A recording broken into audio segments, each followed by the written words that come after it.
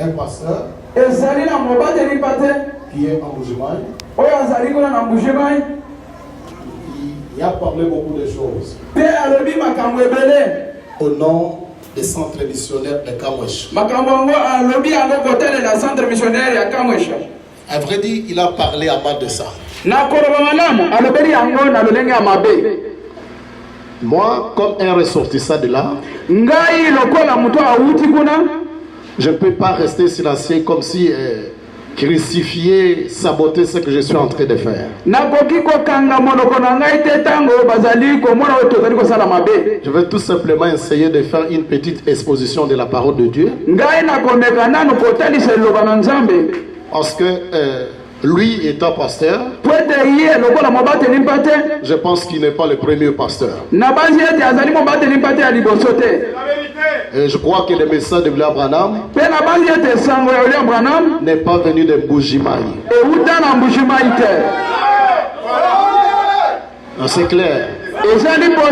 Peut-être ce que je vais parler, si vous ne serez pas d'accord avec moi. Bon, nous sommes dans la démocratie. La démocratie exige la tolérance. Donc tout le monde peut exprimer ce qu'il conçoit, mais tout en respectant aussi l'opinion des autres. Et c'est là où je suis contre les déclarations de ce père. Parce qu'il a débordé, il est sorti de la parole de Dieu. Si vous êtes un petit enfant spirituel, vous allez considérer son âge, son apparence, c'est bien qu'il sort.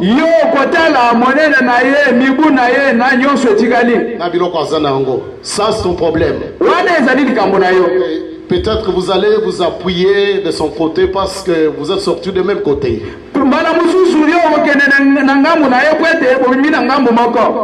David, venez ici. J'aime Lingal facile parce que c'est en direct du monde entier. Il y a certaines choses, les responsabilités que nous devons assumer comme pasteurs. Lorsque vous êtes irresponsable, vous devez assumer vraiment vos responsabilités comme il se doit. Ce pasteur-là, c'est un papa, un vieux avancé à l'âge, mais qui, selon mon avis, a débordé. Ce n'est pas moi qui l'ai dit. Je vais faire cette exposition sur base du message de Frère Branham. Et la Bible par appui. Lorsque vous êtes prédicateur, vous n'avez rien à dire aux gens de vous-même. Vous devez avoir une base de tout ce que vous faites, tout ce que vous dites. C'est pourquoi je vais lire la Bible dans 1 Corinthiens chapitre 13, verset 9 jusqu'au 11e verset. J'ai dit 1 Corinthiens chapitre 13, verset 9 jusqu'au 11e verset. Après cela, je vais encore lire 2 Corinthiens chapitre 13. Ayons seulement les bons sentiments. Frère Branham dit qu'un prédicateur doit être méfiant.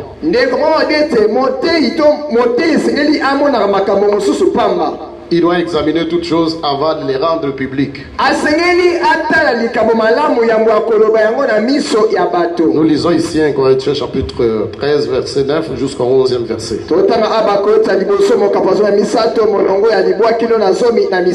Car nous connaissons, nous allons nous lever. La Bible dit, car nous connaissons en partie. Et nous prophétisons en partie. Mais quand ce qui est parfait sera venu, ce qui est partiel sera aboli. Lorsque j'étais enfant, je parlais comme enfant. Je pensais comme enfant. Je raisonnais comme enfant. Lorsque je suis devenu homme, j'ai fait disparaître ce qui était de l'enfant. 2 Corinthiens chapitre 13, verset 1er. La Bible dit, je vais chez vous pour la 3e fois. Toute affaire se réglera sur la déclaration de 2 ou de 3 témoins.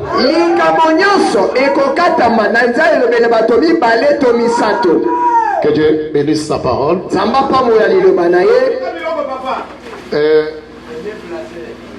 On est pasteur de la parole de Dieu. On n'est pas pasteur parce qu'on a une église et on doit conduire l'église avec le sentiment. Ou parce qu'on est renommé, on a de l'argent, on se sent en sécurité, alors on peut tout dire. Je crois que ce pasteur prêche la Bible. Ce pasteur qui a fait ses déclarations tout à dénigrant le centre missionnaire de Kamwesha.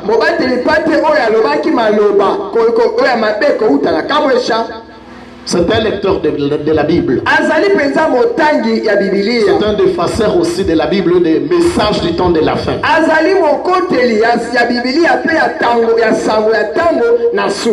Ici, la Bible dit, lorsque j'étais enfant, je parlais, agissais, pensais comme un enfant. Mais ce qui est drôle ici, celui qui parle ces choses, c'est bêtises. Moi j'appelle déjà des bêtises. C'est un vieux papa qui a une chevelure blanche. C'est un ancien qui mérite du respect. Mais il faut faire attention. Frère Madame dit, chaque ministère que la parole de Dieu détruit mérite d'être détruit.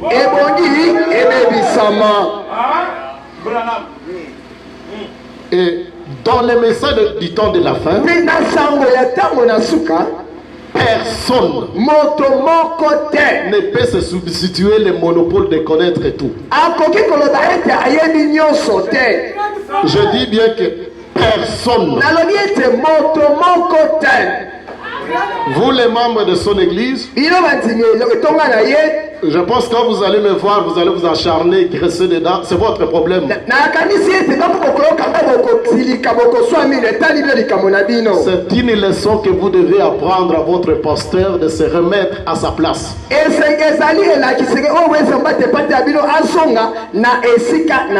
C'est pas la première fois que je le suis publiquement. Il s'attaque à n'importe qui.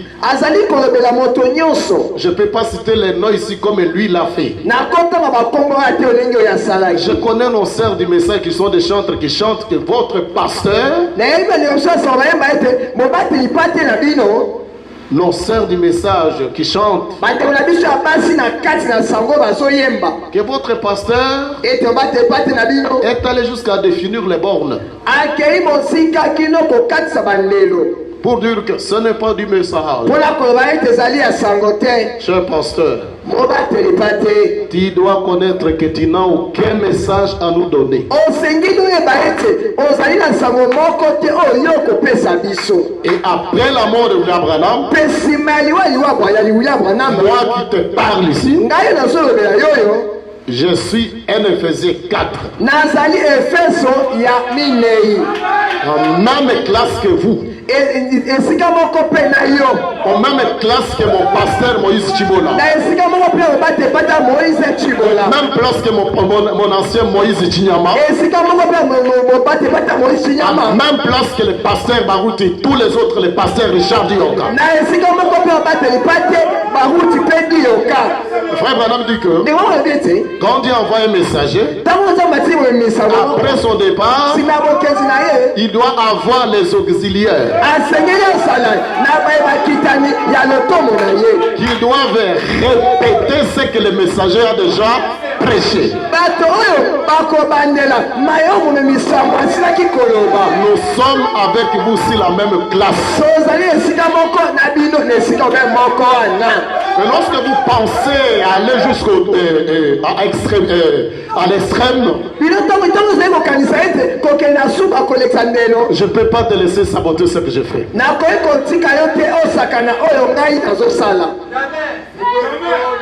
Et je vais t'apprendre aujourd'hui qu'à Kamwesha, nous lisons beaucoup les messages.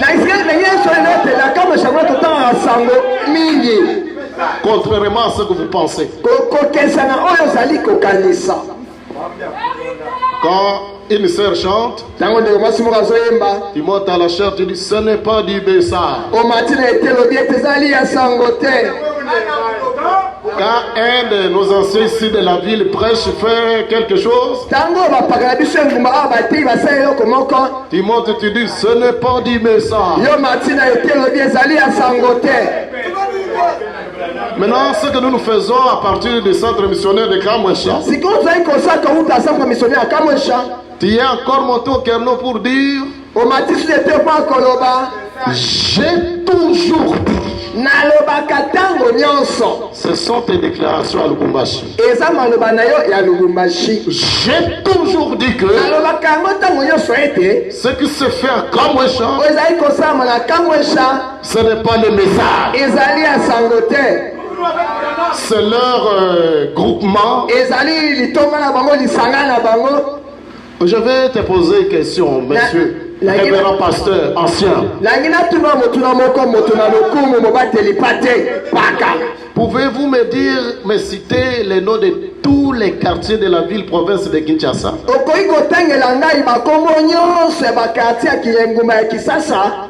Et les noms de chaque avenue qui est dans la ville de Kinshasa. Je pense que même le président de la République ne connaît pas ça. Même le gouverneur. Maintenant, tous nous restons à Kinshasa. Et toi aussi, tu as beaucoup de parcelles à Kinshasa. Je ne pense pas que tu connais tous les avenues de Kinshasa. C'est une leçon que tu dois apprendre. Que le message de William Branham est tellement vaste. Et toi, tu n'as pas le monopole de connaître tout ce qui se fait à le message et être arbitre de prouver qui y a dans le message et qui ne l'est pas.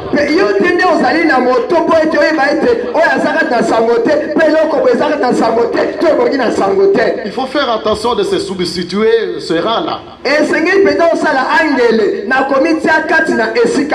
Alors je lis Frère Branham.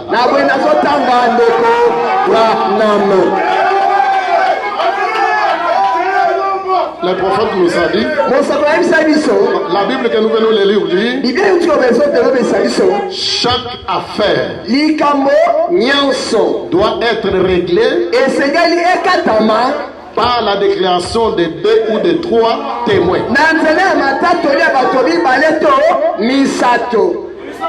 Ce n'est pas la déclaration d'un pasteur. Qu'est-ce que la Bible dit? Et qu'est-ce que le message dit? Écoutez ce que dit le message. Convaincu puis concerné. Prêché le 18 janvier 62. Le 18 janvier 1962. Je commence au paragraphe 153. Je pense qu'il y a des traditions. Dans l'autre tradition, on commence au 75e paragraphe. Mais ici, nous commençons au paragraphe 153. Il a dit, je pensais que j'étais un avocat. Quand on m'a fait prêter serment à la cour, il a dit, une fois je me suis tenu là et j'ai plaidé un camp de divorce. Mon premier cas. Et il a dit, j'avais vu ces avocats cogner sur la table comme cela.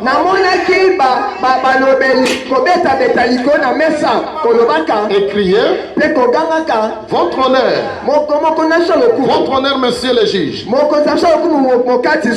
Et plaider. Et essuyer les larmes de leur visage. Cette pauvre petite dame, elle est ceci, elle est cela. Et ainsi, a-t-il dit, et un moment, après ce vieil avocat, qui a assisté la partie adversaire, il a dit, il s'est simplement assis là et m'a longtemps observé. Et il a dit, je plairai. J'ai cogné sur le prétoire. Et j'ai fait tout comme le faisaient les avocats.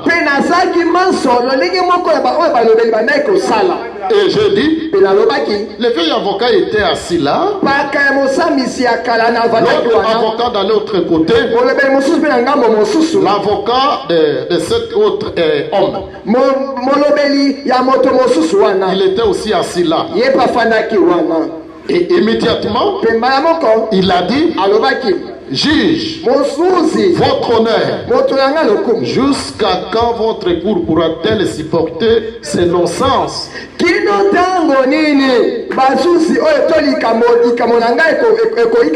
Non, non, non.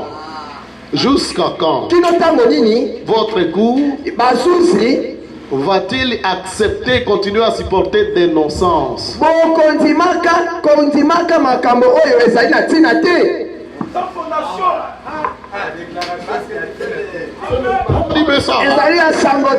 Je l'ai toujours dit.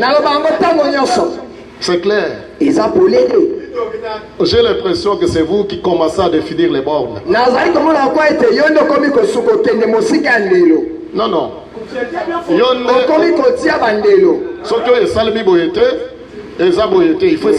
Ça doit se faire comme ça. Là, vous devenez directement, je ne sais pas, beaucoup de respect. Je n'aime pas vraiment utiliser les termes de Frère Branham.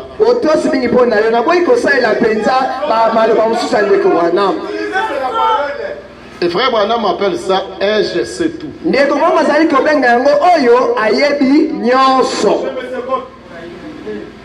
Vous êtes avocat, prédicateur, vous défendez la Bible, les messages. Vous étiez apporté par les émotions. Vous cognez à la chair jusqu'à aller citer même les noms des centres missionnaires de Kamwesha à la chair.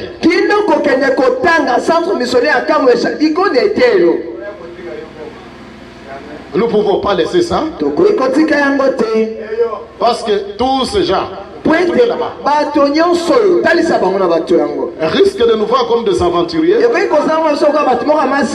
sur base de tes déclarations.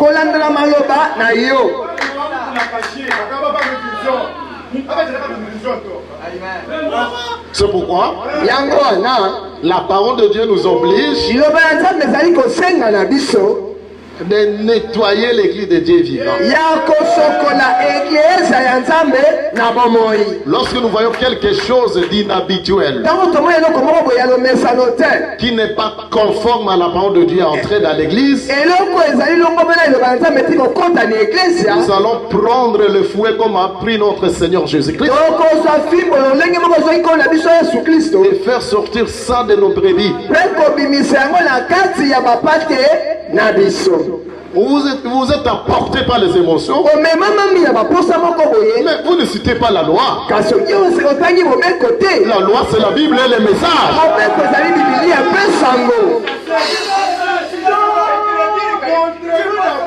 La première écriture ici dit que lorsque vous allez à la barre défendre une cause, et pas un avocat, vous allez plaider en fonction de la loi. Bien formé. Même si vous faites comme les avocats ont toujours fait, mais il faut citer la loi.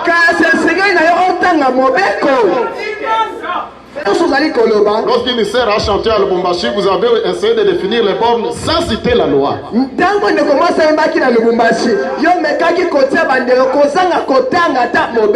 Lorsqu'un ancien a parlé là-bas à Rigini,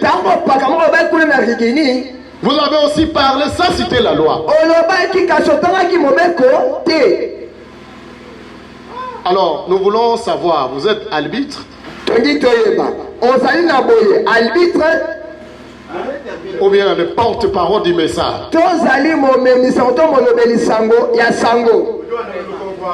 Je lis toujours Frère Branham.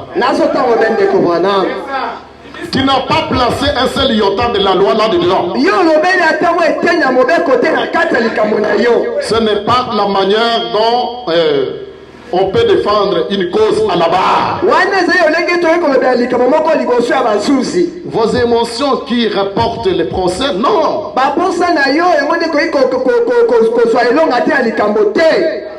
C'est le véridique. Et le véridique doit être prononcé sur base de la loi citée. Et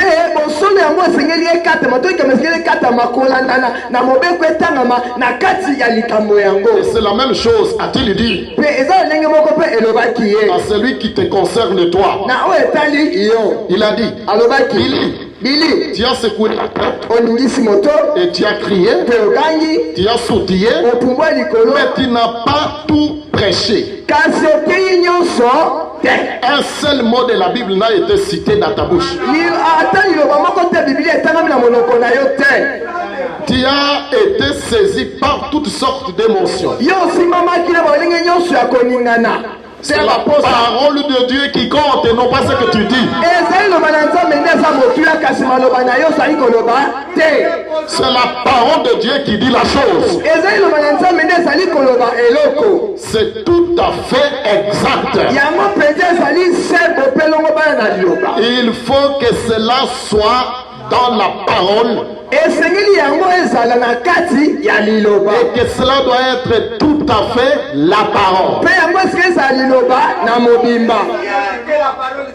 Non, pas ça que j'ai toujours dit.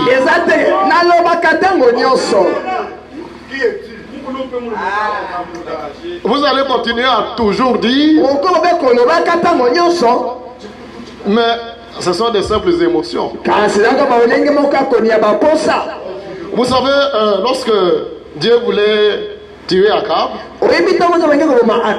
pour que ses promesses s'accomplissent selon ce qu'Élie le prophète avait déjà prophétisé, il y avait un chef de prophète appelé Sédéchias. Sédéchias, le chef de 400 prophètes. Il s'est fabriqué des cornes. Il était plein d'émotions. Et il avait prophétisé devant le roi. À la guerre, tu vas sortir contre lui. Mais ces émotions, ces agitations, ce n'est pas ce qui validait ces prophéties. les messages du temps de la fin, nous qui n'ont pas encore beaucoup de possibilités, nous avons tout le temps de lire ça.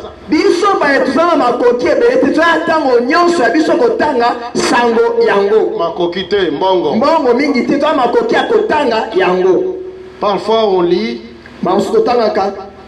pour comprendre qu'est-ce que la pensée de Dieu. Mais vous autres peut-être, bon, vous n'avez plus le temps de lire les détails et d'enseigner au peuple.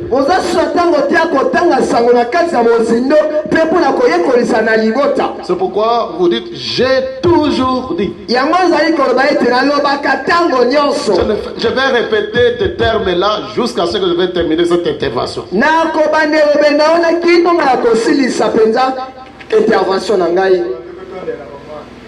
J'ai lu les prophètes. Et pour vous dire que nous lisons les prophètes. Un avocat, un prédicateur, c'est un défenseur. Un pasteur doit avoir un fondement sur ce qu'il dit aux gens. Non pas tes sentiments, tes émotions. Et sur toi, ce dernier temps, Dieu a parlé dans la bouche de William Branham. Lisez-nous les prophètes dans ce que vous contredisez les centres de Kamwesh.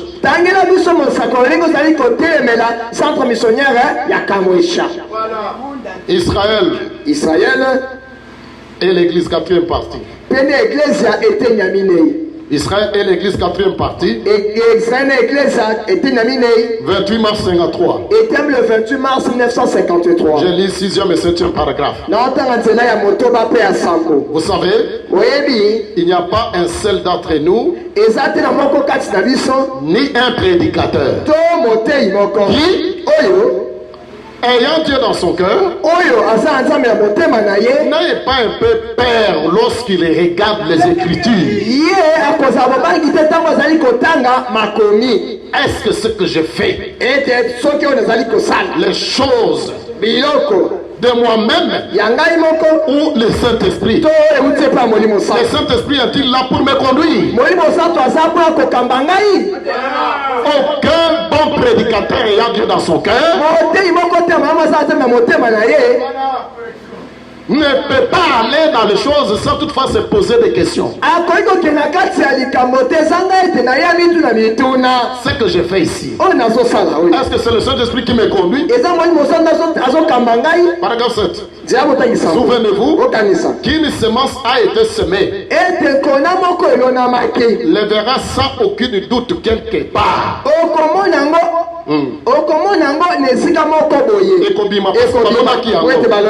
Or, chaque parole parlée est une semence. Et nous voulons que la semence qui est semée dans le cœur des gens soit la vraie semence de Dieu sans mélange.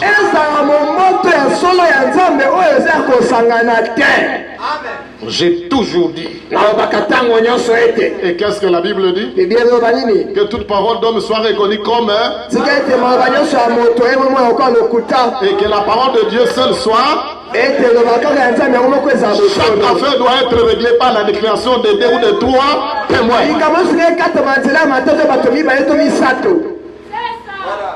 Parce que.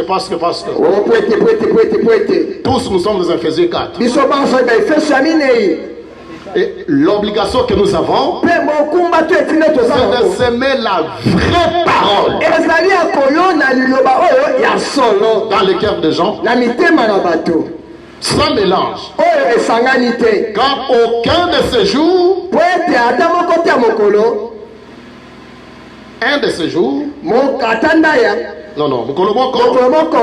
je devais me tenir au jugement et rendre compte de ce que j'ai fait.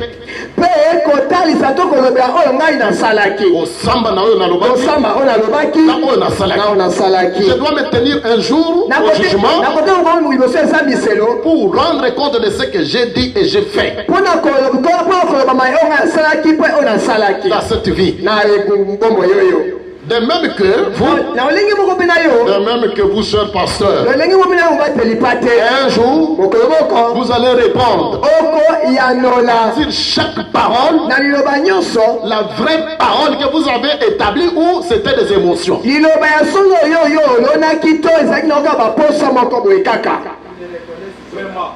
Si je vous égare, alors je serai considéré comme un trompeur. Je ne vais certainement pas faire cela. Pas volontairement. Condamnation par représentation. 13 novembre 60. 13 novembre 1960. Je lis au paragraphe 26-28. Maintenant, il y a quelque chose ici que je tarde à dire. Je voudrais citer quelque chose. Et je suis sûr que vous qui êtes ici au tabernacle, ici mes amis, vous savez que si je dis ceci, ce n'est pas pour dire, vous voyez, je vous l'avais bien dit. Ce n'est pas mon intention. J'espère que je n'arriverai jamais au point où je me présente devant les gens comme un je sais tout.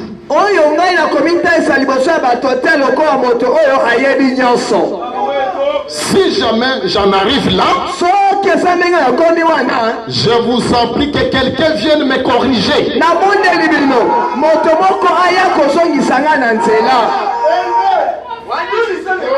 Car qu'il me redresse et me dise,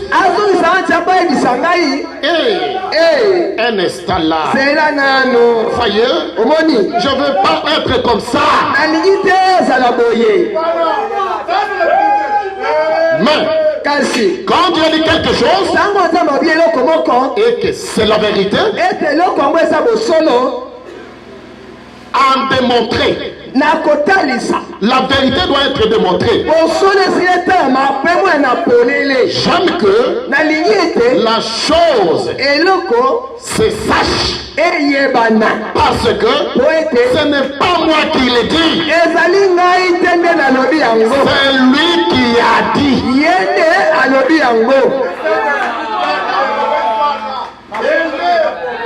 J'ai toujours dit, ce qui se fait à Kamwesha, ce n'est pas les messages. Ancien définisseur des bornes. Non. Alors, je vais te poser la question. Donc, vous présumez, ou parce que vous avez une grande église, vous avez un grand renommé, et que nous qui avons des petites églises qui n'ont pas d'argent, qui n'est pas connues, nous ne pouvons pas connaître quelque chose. Je vais t'apprendre aujourd'hui que lorsque le Seigneur était né, il y avait Caïphe, il y avait des frères sacrificateurs, et tous ces gens-là avaient la promesse. Ils attendaient le Messie. Mais le Messie, lorsqu'il était venu, Caïphe pensait que le Messie devait passer par lui, se présenter. Mais c'est Caïphe, le vrai sacrificateur.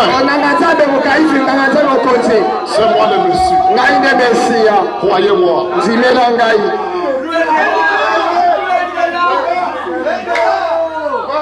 Il est allé naître là où tu connais.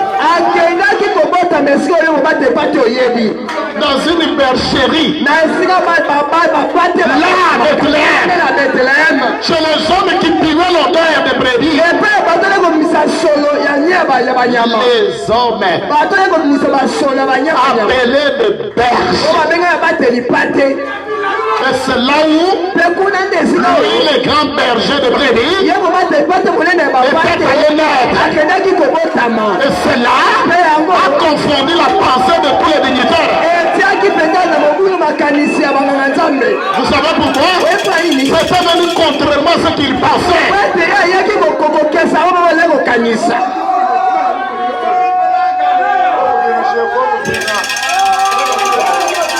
Oh non.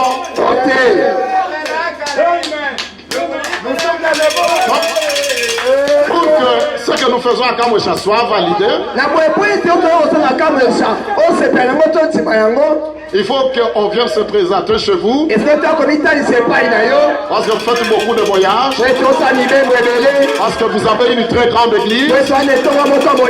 Parce que vous avez la renommée. Alors lorsque vous n'êtes pas venu chez vous, vous avez toujours diabolisé ça. Je t'apprends que nous lisons les messages.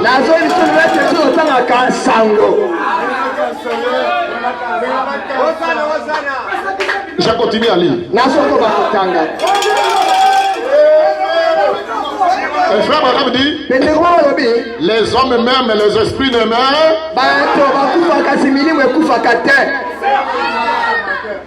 Parce que les bergers étaient allés naître à Bethléem. Ils ne devaient plus être les messieurs. Le définisseur des bornes.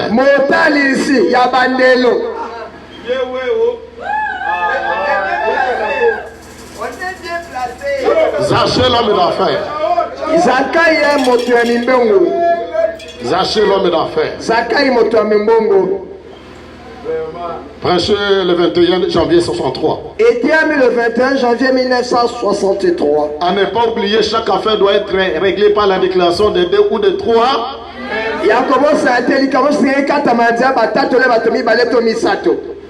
Nous lisons Zaché l'homme d'affaires. 21 janvier 63, paragraphe 76 jusqu'au 80. 21 janvier 1963, paragraphe 70. J'ai dit 76 jusqu'au 80. 76 c'est qui n'a tuku mwambe. Et c'est vraiment une mauvaise chose d'essayer de juger un homme avant de l'entendre.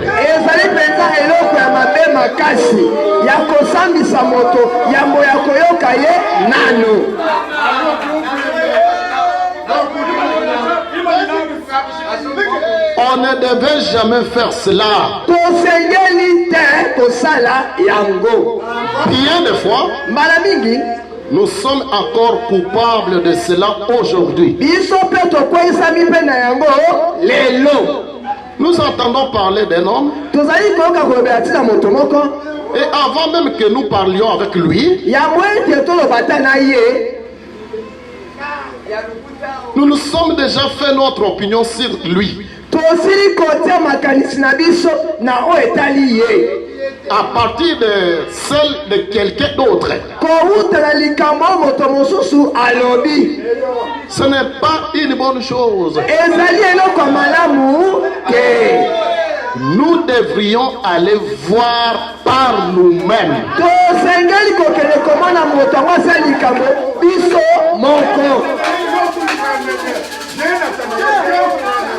Quitter Mbujimayi. Vers Kamwesha. Ce n'est même pas une journée de marche. Vous n'avez jamais été là-bas voir le pasteur Moïse Chibola pour examiner la chose. Poser avec lui. Vous êtes monté au Kerno pour dire ce qui se fait à Kamwesha. Ce n'est pas du message. Je te dis que c'est le message.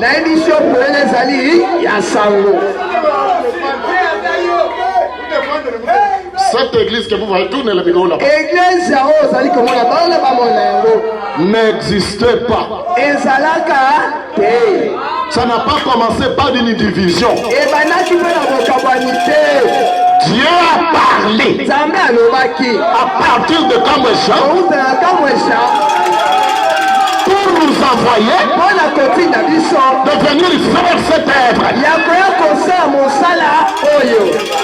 Aujourd'hui, l'église est établie. Dieu travaille. Les âmes sont nées de nouveau. Le ministère naît. Dieu rend témoignage. Même si toi tu ne témoignes pas, Dieu témoigne. D'ailleurs, nous n'avons pas besoin de ton témoignage. Nous avons besoin du témoignage de Dieu. La Bible dit, le témoignage de Dieu est plus grand que celui des hommes.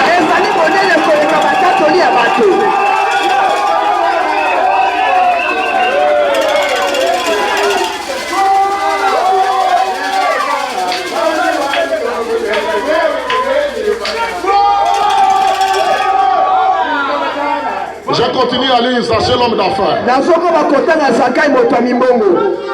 C'est comme il a été dit une fois. Peut-il venir de Nazareth quelque chose de bon? Quand Philippe est allé voir Nathanaël et qu'il l'a trouvé sous un arbre, il a dit, viens et vois. Qui nous avons trouvé? Je te dis ceci, mon nation, avec tout le respect. Au lieu de rester critiqué à Mujima et dans les médias, fais un voyage. Vous allez trouver un bouton calé dans les écritures. Non pas seulement les écritures. Non, laissez d'abord le bruit. Mon pasteur là, Moïse Chibola. Calé dans les écritures. Non seulement les écritures. Le surnaturel. L'accompagne. Et c'est cette surnaturel-là, à mon avis, c'est ce qui suscite la jalousie. Et c'est ce qui a suscité des méli-mélo. Alors, si on est le défenseur de la loi de Dieu qui est le message de la Bible, au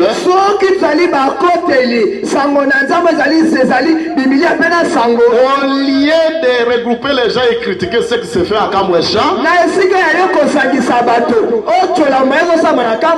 vous avez des voitures climatisées. Faites un voyage.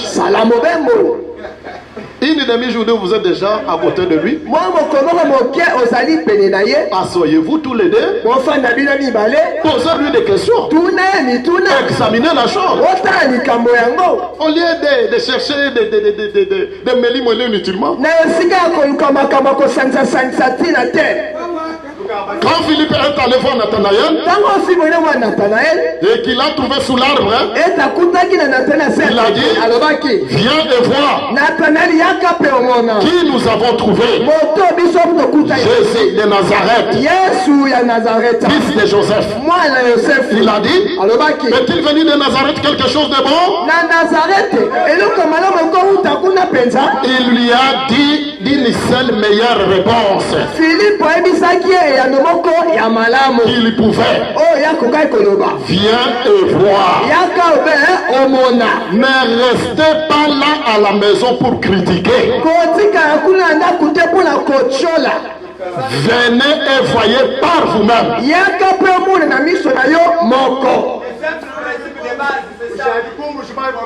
Je lis, il y a ici plus que Salomon. Reçu le 28 février 57. Étienne le 28 février 1957. Paragraphe 29. Eh bien, c'est une bonne chose à faire. Ne restez pas là.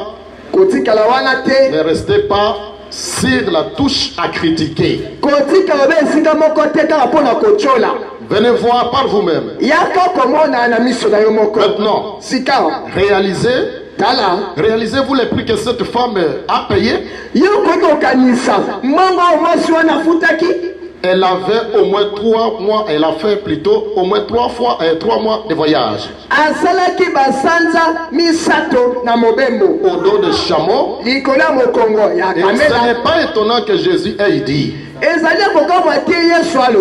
cette reine s'élèvera au jour du jugement et condamnera cette génération.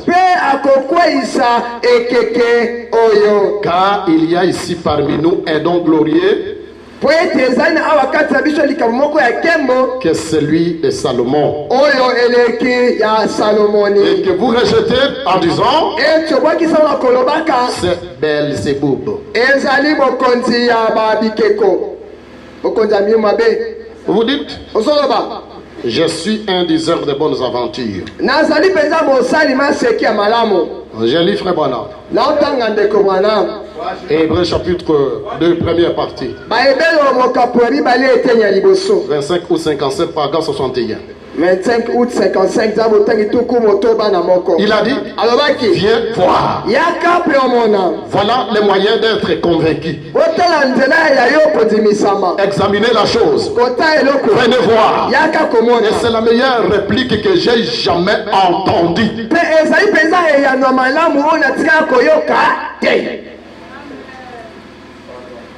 Mon réplique ce matin, au lieu de rester critiqué, au lieu de définir les bornes, au lieu de rester loin et entendre les gens te parler de ce qui se fait là-bas,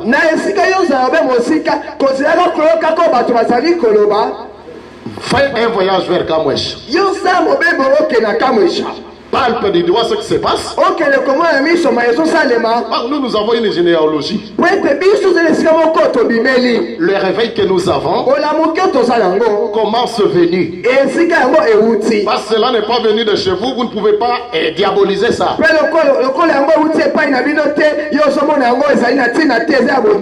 Ne restez pas à l'écart critiqué, mais examinez toutes choses. Retenez ce qui est bon. Venez et voir. Là où je pense que les pentecôtistes ont failli. Le 11 novembre 55. Paragraphe 35. William Branham dit: j'ai un profond respect pour chaque organisation.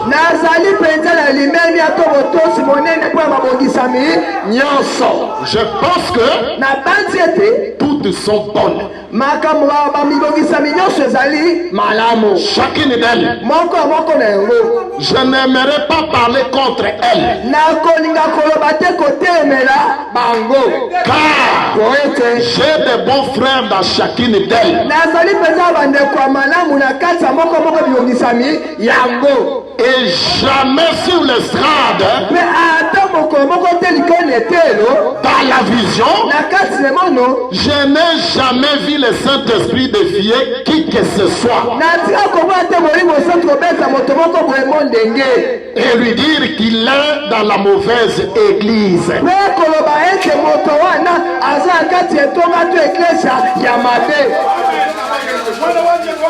Je n'ai jamais vu cela se faire. Il leur dira très exactement à quel genre de l'église il appartient. Et d'autres différentes choses comme cela. Mais jamais il n'a lancé un défi à la foi de quiconque.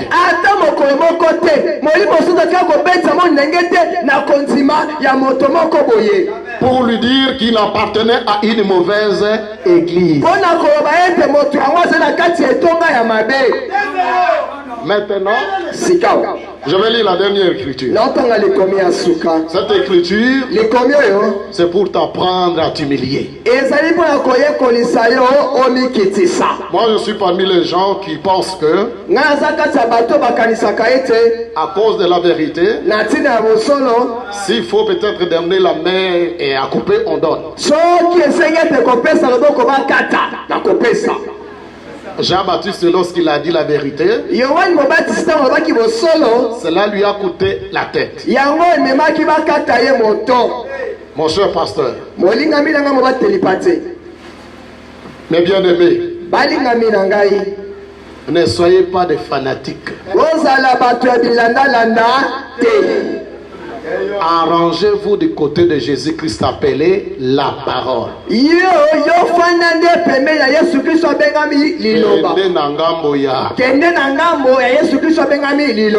Sinon les diables vont entrer à toi.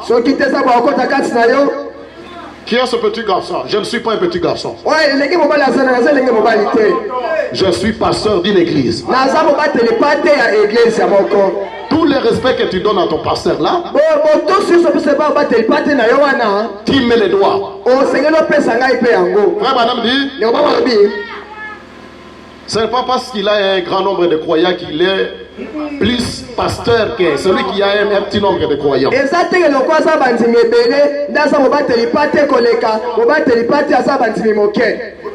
D'ailleurs, s'il a fait ces choses, parce que vous n'êtes pas une bonne brebis devant lui.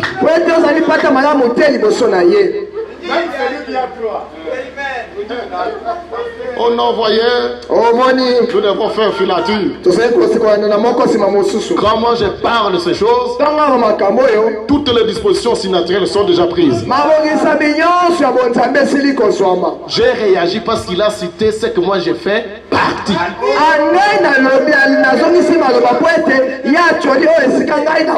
Je vais vous rafraîchir la mémoire.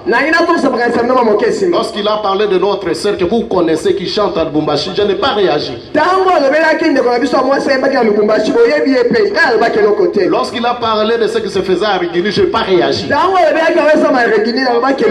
Mais quand il a touché au centre missionnaire de Kamwesha, d'où je suis sorti, je ne paye pas. Et c'est la discrédit, l'opprobre, être jeté et rester silencieux. Parce que j'enseigne les gens. Ce sont ces gens qui commencent à me poser des questions. Que pensez-vous? C'est pourquoi je devais mettre les choses au clair. Ce n'est pas mes sentiments, mes pensées. J'ai lu la Bible et les messages. D'ailleurs, si vous avez l'amour de Dieu, vous devez m'aimer.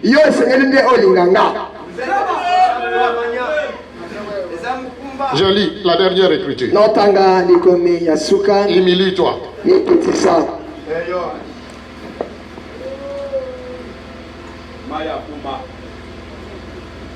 Prêchez le 14 juillet 63. Le 14 juillet 1963. Je lis 85e paragraphe.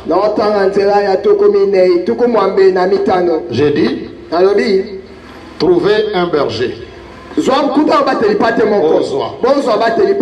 Ici, c'est un groupe de gens qui sont allés auprès de Frère Branham.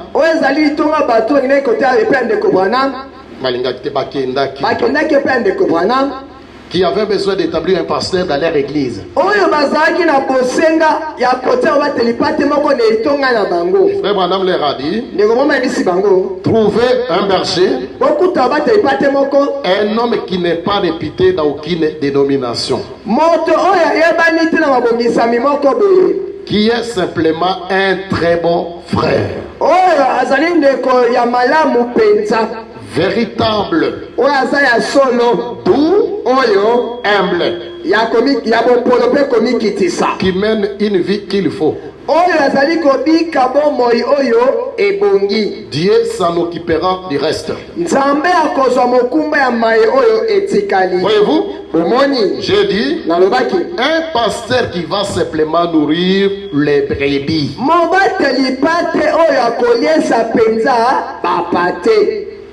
et être humble de tout.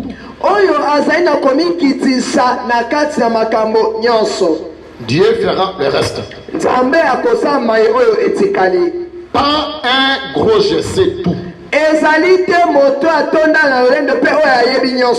Qui vient et qui va venir là et qui mettra ceci en ordre. Et ceci doit être comme ceci.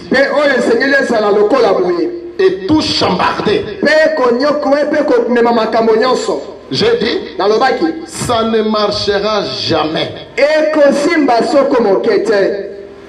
Vous venez d'en arriver là.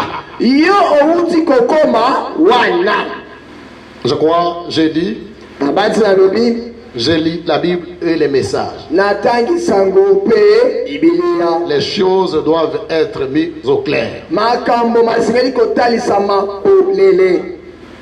Vous ne pouvez pas nous empêcher de croire nos convictions.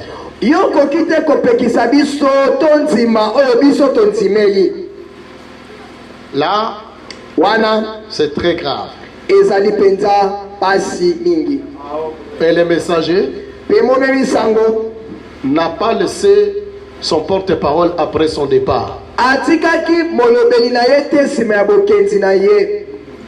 Soyez un berger des troupeaux